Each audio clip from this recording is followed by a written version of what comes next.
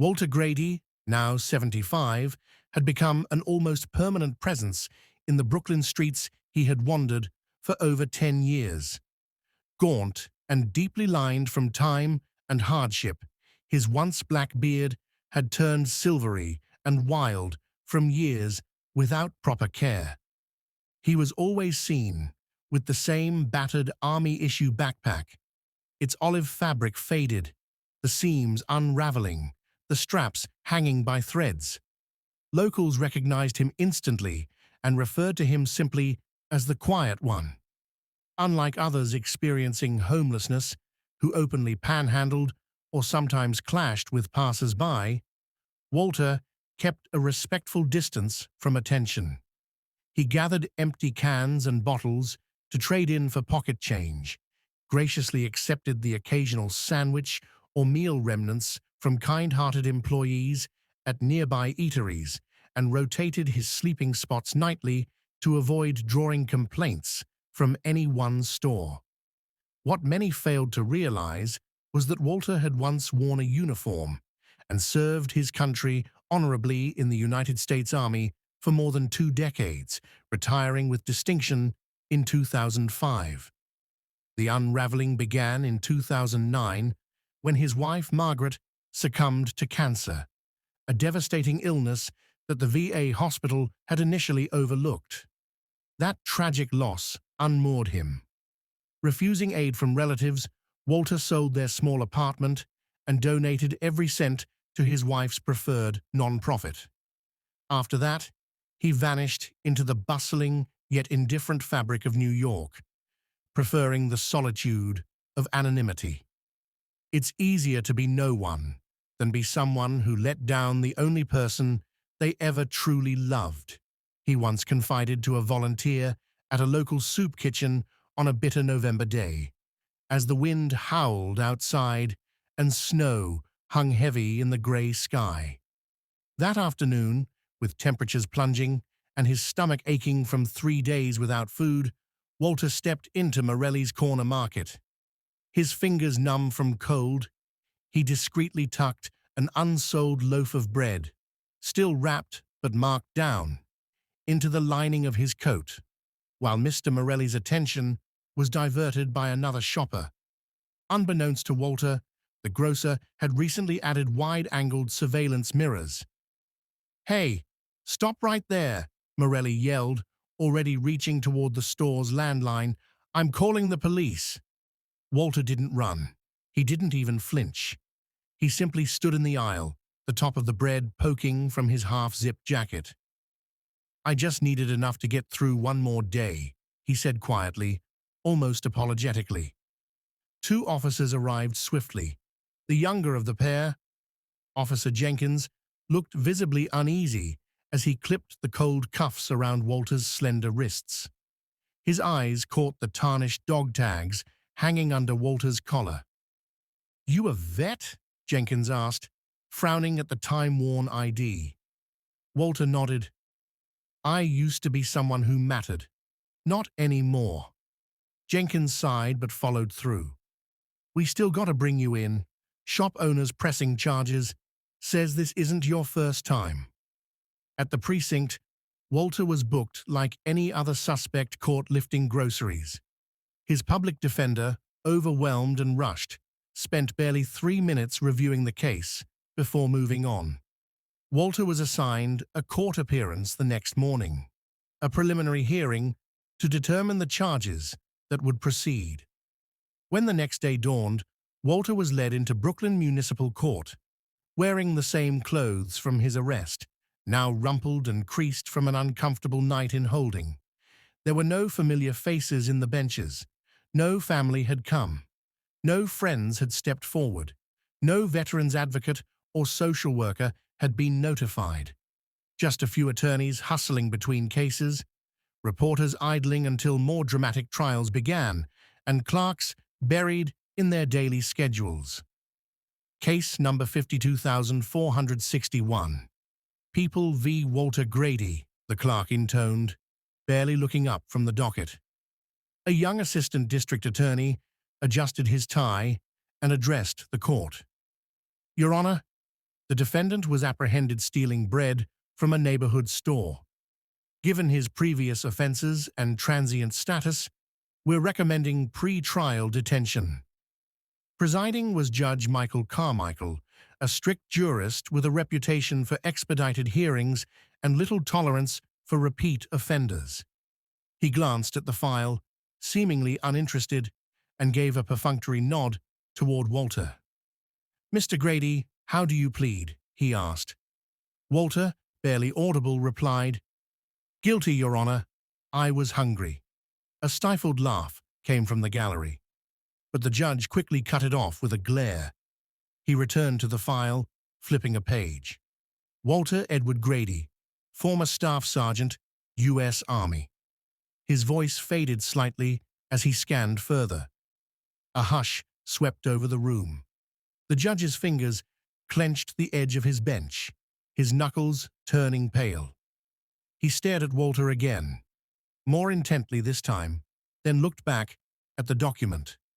Something had shifted in his demeanor, though he said nothing at first. In an uncharacteristic move, Judge Carmichael suddenly rose. Judge Carmichael's voice came out strained, raw with emotion he couldn't fully suppress. "The defendant will remain," he said curtly, before abruptly leaving the bench and disappearing into his private chambers. As the heavy wooden door shut behind him, the courtroom buzzed to life with hushed speculation, the silence broken by ripples of whispered confusion. Lawyers leaned toward each other, court staff exchanged glances, and reporters raised eyebrows.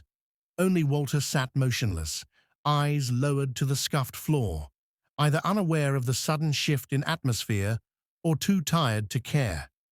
For years, he had been just another shadow blending into the concrete, and now his name had stopped an entire courtroom cold. What could turn a minor theft case into something that unsettled a seasoned judge? What buried history had just been unearthed? Stay with us to understand why the room fell silent and why the judge's reaction wasn't just procedural, but personal. Inside his chambers, Judge Michael Carmichael opened a drawer he rarely touched, retrieving a photograph long ago buried beneath files and paperwork. The image was worn around the edges, depicting a group of soldiers clad in desert camouflage, posed in front of a mobile medical tent somewhere in Iraq. His hand trembled as he stared at the faded faces. He found himself in the picture, 2 decades younger, a combat medic before law school and a judicial career. And there, standing in the back row with a serious expression and squared shoulders, was Walter Grady. Acting on instinct, Carmichael sat at his desk and accessed a secured database still available to him due to his liaison work with Veterans Affairs. A few keystrokes confirmed what he feared and hoped at the same time. Walter Grady, former Staff Sergeant, had completed 3 overseas deployments, 2 in Iraq, 1 in Afghanistan. He had handled logistics, a role critical and deadly, ensuring ammunition, rations, and medical supplies made it to the front lines during the bloodiest stages of both wars. His record included the Bronze Star for heroism, awarded after his convoy was attacked in 2005. Instead of ducking for safety, Walter had taken control of a flaming supply vehicle and steered it away from wounded comrades, suffering burns and shrapnel in the process, but saving 17 men. The screen displayed another detail, a front-page photo once featured in the New York Times. Walter cradling a wounded Afghan child, sprinting toward a medevac chopper during a relief operation. For a brief time, his face symbolized the humanity of American soldiers in the middle of a brutal conflict. But what truly stopped Carmichael was a mission debrief dated July 2005, once classified and only recently declassified. During an extraction under enemy fire near Fallujah, Walter Grady had carried a badly injured medic 2 miles on foot through hostile territory, wounded himself but refusing evacuation until he got the man to safety. That medic? Private First Class Michael Carmichael. "Dear God," the judge whispered aloud, "it's him." For years he had tried to find the man who had saved his life, but Walter had vanished after his honorable discharge, never leaving contact information, never reaching out. All the judge had remembered from that chaotic night was a voice yelling, "Grady," through smoke and gunfire. While the judge sat reeling from the revelation, Walter remained in the courtroom, alone, unnoticed, just another defendant. The bailiff idly scrolled his phone, disinterested in the man he'd just escorted to the bench. 15 years had passed since Walter walked away from structured life, a casualty not only of war, but of grief. When Margaret, his wife, died, after months of fighting a cancer that VA doctors failed to detect in time, it shattered his belief in the very institutions he dedicated his life to. Her death broke him, and without her, the world held no structure, no comfort, no reason. He refused his pension, turned down assistance. He abandoned their apartment and donated everything they owned to the charity Margaret loved most. His identity dissolved as he rejected every support net offered to him. Grief evolved into a deeper darkness. PTSD, disillusionment, the ache of memories that returned each night like ghosts. He found himself cast to the sidewalks, ignored, misunderstood, treated at best like a minor nuisance. Teenagers mocked him, flung scraps at him like he was an animal. Shopkeepers hosed him away. Officers moved him from stoops as if sweeping trash. Even among others struggling on the streets, he was left alone. Too quiet, too haunted. His survival came down to collecting recyclables, trading them in for just enough to buy over-the-counter cold medicine when winter burned his lungs. He never begged, never asked for charity. That old sense of soldierly self-discipline remained intact, even if everything else had eroded.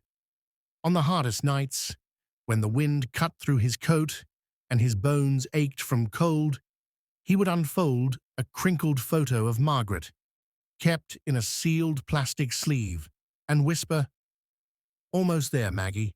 Just a little longer." Back in his office, Judge Carmichael reached for the phone and dialed with urgency.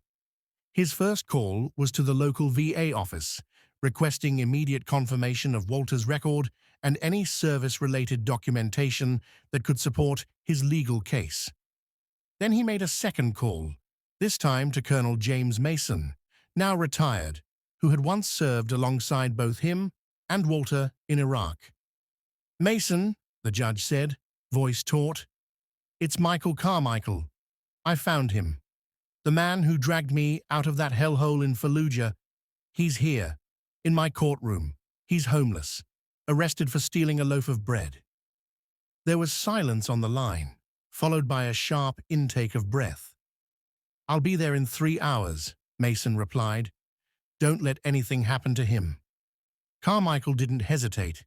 He pulled out official stationery and began writing by hand, each word measured but fierce with conviction. "Walter Grady is not just another indigent defendant. He represents something we forgot: loyalty, courage, sacrifice, paid back with neglect. As a judge, he was bound by ethical rules and judicial restraint.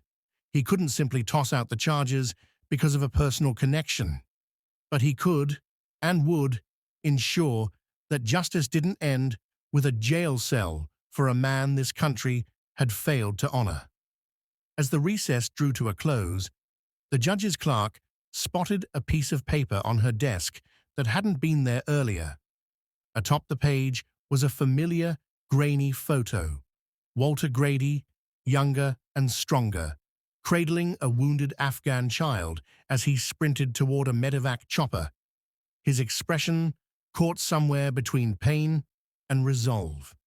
Beneath it, in firm block handwriting, was a single line. Some heroes never asked to be remembered. She recognized the writing immediately.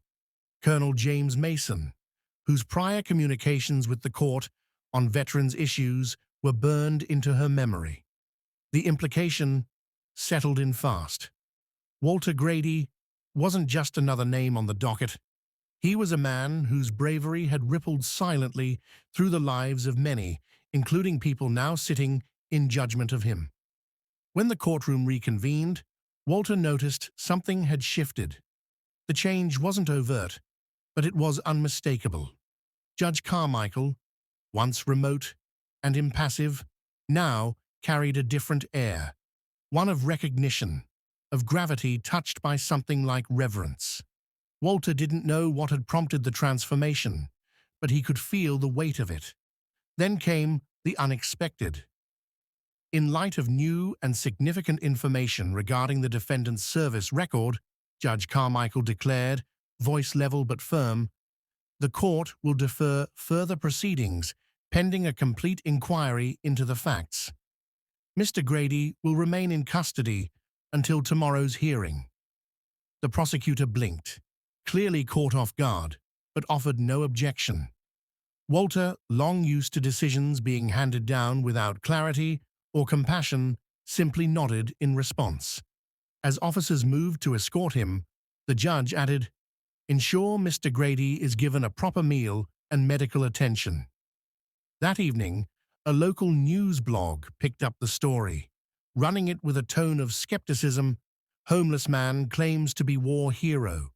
Judge delays ruling on bread theft.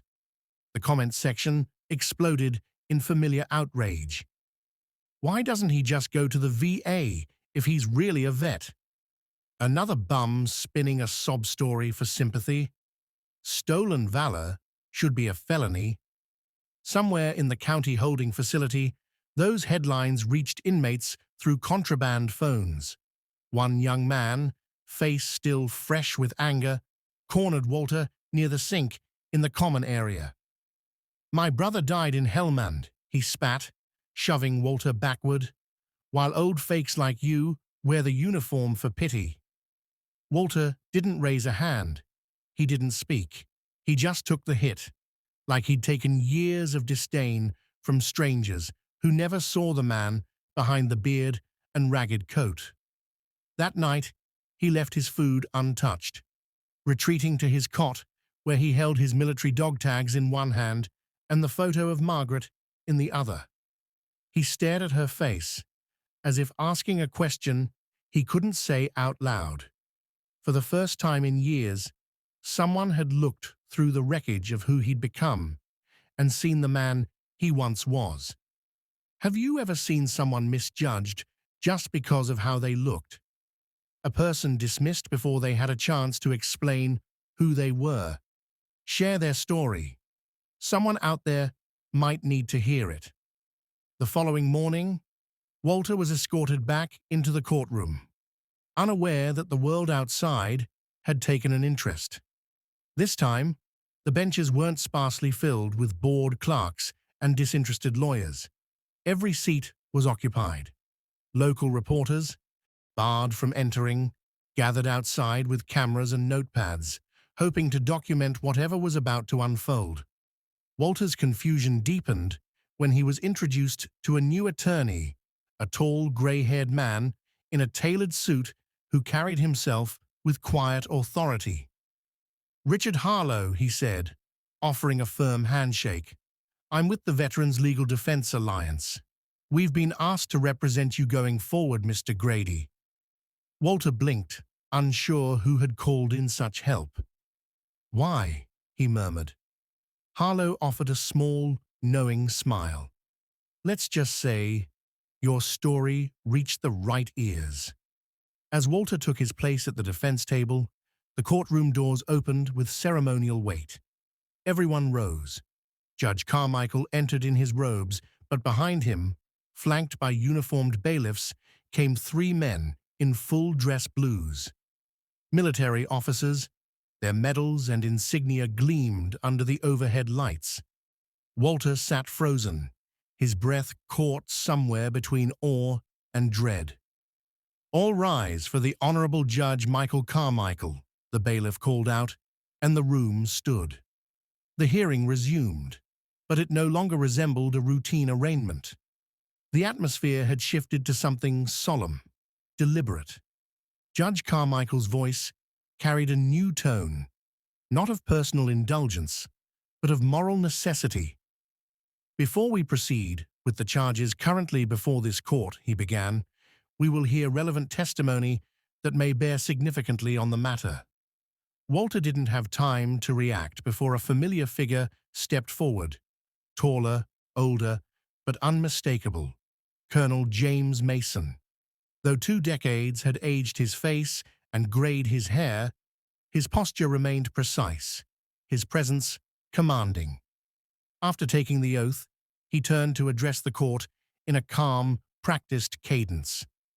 "My name is Colonel James Mason, currently stationed at Fort Hamilton.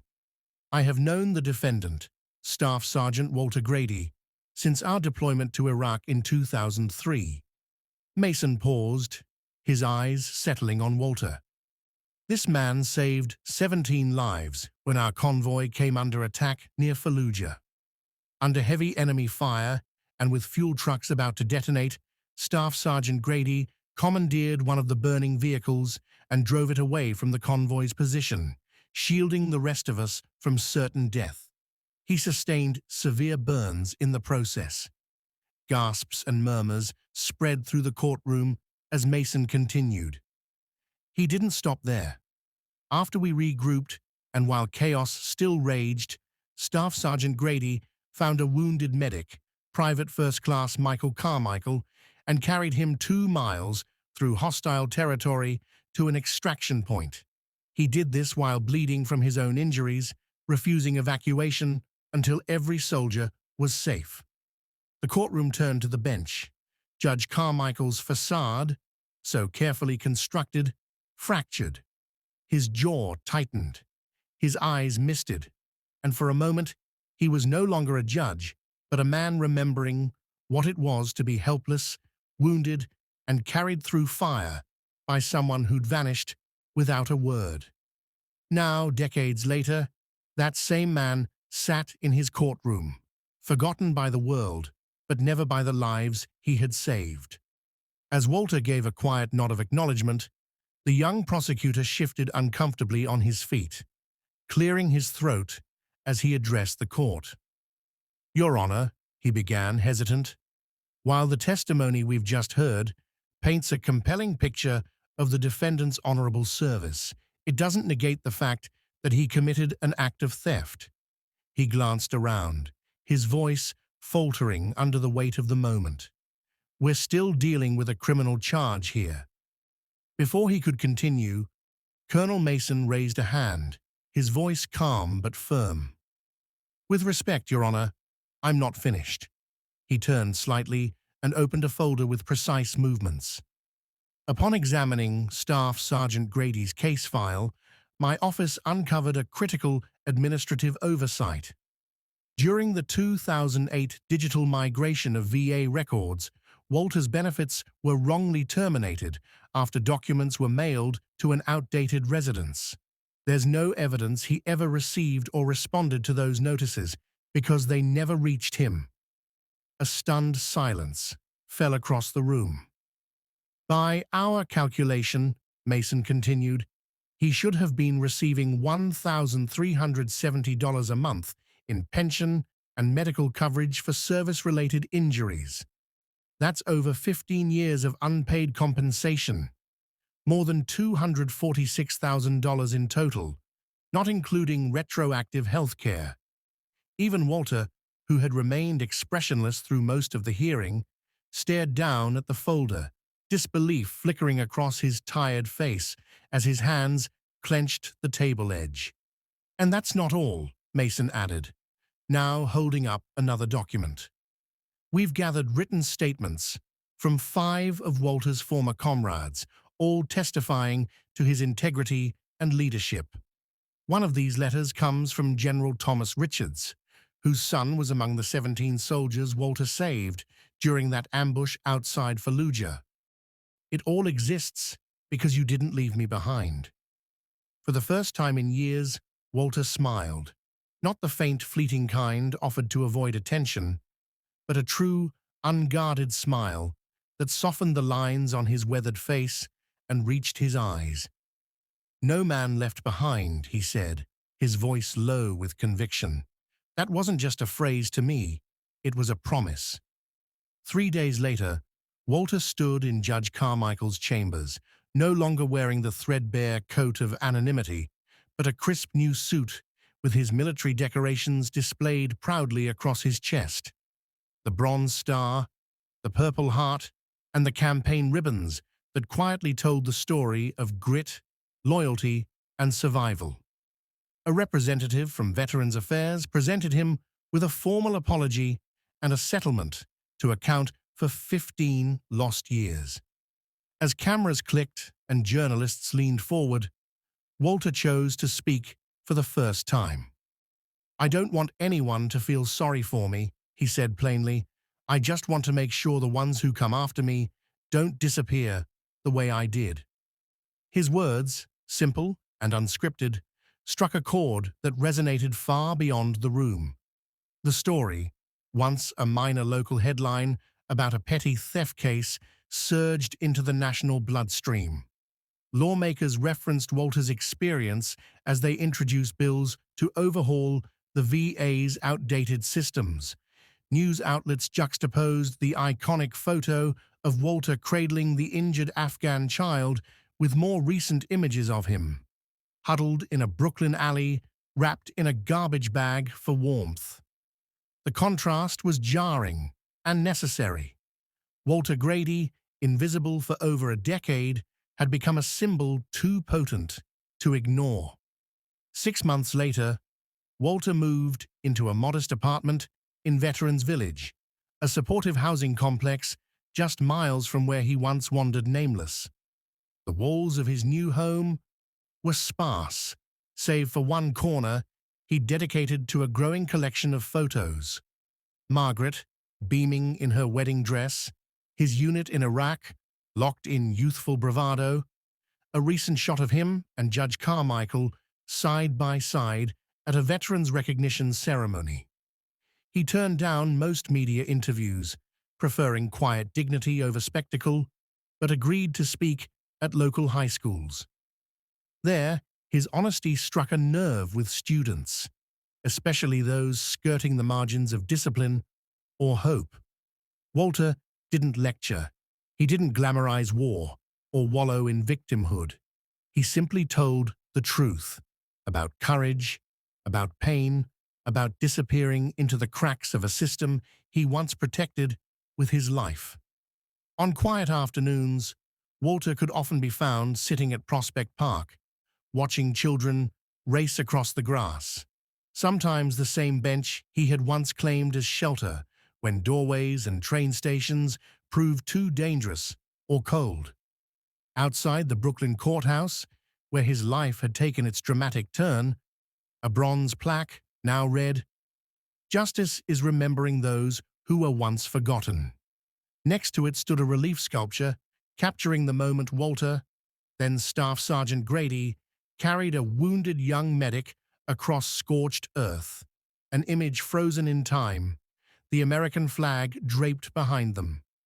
At the unveiling ceremony, the mayor announced the launch of an annual legal aid fund for homeless veterans named the Grady Initiative. Nearby, a 10-year-old boy who used to see Walter collecting bottles outside his building had written a school essay titled, "Not everyone in torn clothes is bad. Some people wear memories instead," the child had written. That line alone won a citywide competition and was read aloud during a city council session on homelessness reform.